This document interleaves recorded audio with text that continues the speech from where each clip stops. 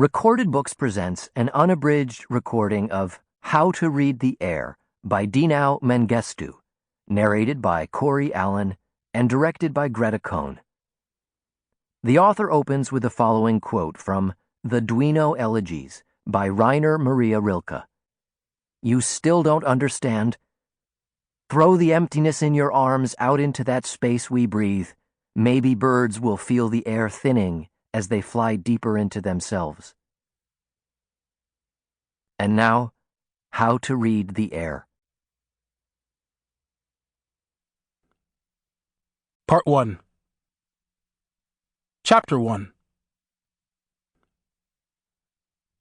It was 484 miles from my parents' home in Peoria, Illinois, to Nashville, Tennessee, a distance that in a 7-year-old Monte Carlo, driving at roughly 60 miles an hour, could be crossed in 8 to 12 hours, depending on certain variables, such as the number of road signs offering side excursions to historical landmarks, and how often my mother, Mariam, would have to go to the bathroom. They called the trip a vacation, but only because neither of them was comfortable with the word honeymoon, which in its marrying of two completely separate words, each of which they understood on its own, seemed to imply when joined together a lavishness that neither was prepared to accept. They were not newlyweds, but their 3 years apart had made them strangers. They spoke to each other in whispers, half in Amharic, half in English, as if any one word uttered too loudly could reveal to both of them that, in fact, they had never understood each other. They had never really known who the other person was at all. Learning a new language was, in the end, not so different from learning to fall in love with your husband again, Mariam thought. While standing in front of the bathroom mirror early in the morning, she often told herself, in what she thought of as nearly flawless diction, "Men can be strange. Wives are different." It was an expression she had heard from one of the women at the Baptist church that she and her husband had begun attending.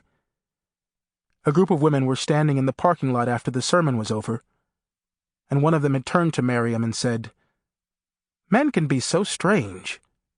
Wives are just different." At the time, she had simply repeated the words back, almost verbatim. Yes, that is true. Men can be strange. Because that was the only way that she could be certain that what she said was understood by everyone. What she would have liked to say was far more complicated and involved a list of sizable differences that by any other standards would have been considered irreconcilable. Regardless, since arriving in America 6 months earlier, she had pushed herself to learn new things about her husband, like why, for example, he spoke to himself when no one seemed to be looking, and why some days, after coming home from work, he would sit parked in the driveway for an extra 10 or 20 minutes while she watched him from behind the living room curtains. On some nights, he would wake up and leave the bedroom, careful not to rouse her, but always failing because most nights Mariam hardly slept at all. He would lie down on the couch in the living room naked, and from the bedroom she would eventually hear him let out a small whimper, followed by a grunt, and he would return to bed and sleep soundly until the morning. My mother learned these things and filed them into the corner of her brain that she thought of as being specifically reserved for facts about her husband.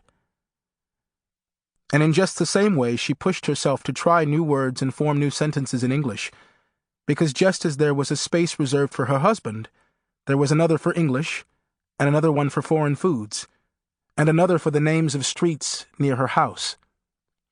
She learned to say, "It was a pleasure to meet you," and she learned individual words like scattered, and diligent, and sarcastic. She learned the past tense. For example, "I was tired yesterday," instead of "I am tired yesterday," or "yesterday tired I am." She learned that Russell Street led to Garfield Street, which would then take you to Main Street, which you could follow to I-74, which could take you east or west to wherever you wanted to go. Eventually, they would all make sense. Verbs would be placed in the right order, sarcasm would be funny, the town would be familiar, past, present, future, and husband. They could all be understood if given enough patience. At this point in their marriage, they had spent more time apart than together. She added up the days by rounding up some months, rounding down a few others. Sample complete. Ready to continue?